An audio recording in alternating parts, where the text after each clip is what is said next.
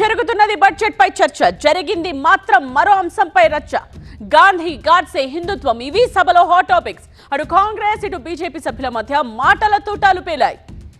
జాతీయ గ్రామీణ ఉపాధి హామీ పథకం పేరు మార్పును తప్పుపట్టారు మంత్రి సీతక్క.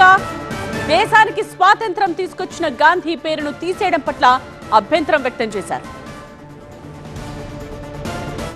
గాంధీ గారు దేశానికి స్వతంత్రం కోసం ఒంటి మీద కనీసం గుడ్డ అంటే బట్ట కూడా లేకుండా సర్వస్వం త్యాగం చేసి ఆర్ఎస్ఎస్ వారి చేతిలో చంపబడ్డ, గాడ్సే చేతిలో చంపబడ్డ ఆయన పేరు మాత్రం తొలగించారు.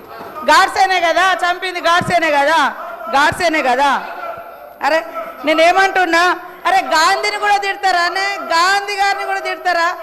ఏం ఇది గాంధీ గారు ఏమన్యాయం చేసిర్రు సార్? నేను అడుగుతున్నా, గాంధీ గారు ఏమన్యాయం చేసిర్రు సార్? దేశం కోసం పోరాటం చేసిర్రు.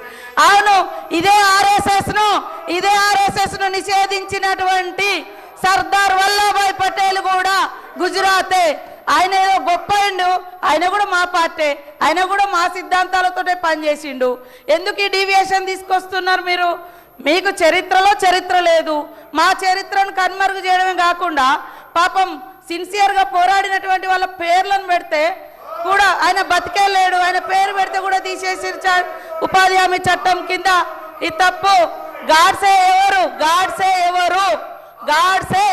చెప్పండి? గాడ్సే ఎవరు చెప్పండి? మీరే కదా గాడ్సేకు నివాళులు అర్పిస్తున్నారు.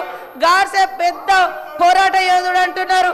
మరి దేశానికి స్వతంత్రం తెచ్చిన మహనీయుని చంపినటువంటి గాడ్సేని మీరు పొగడడం ఎంతవరకు కరెక్ట్ అధ్యక్ష?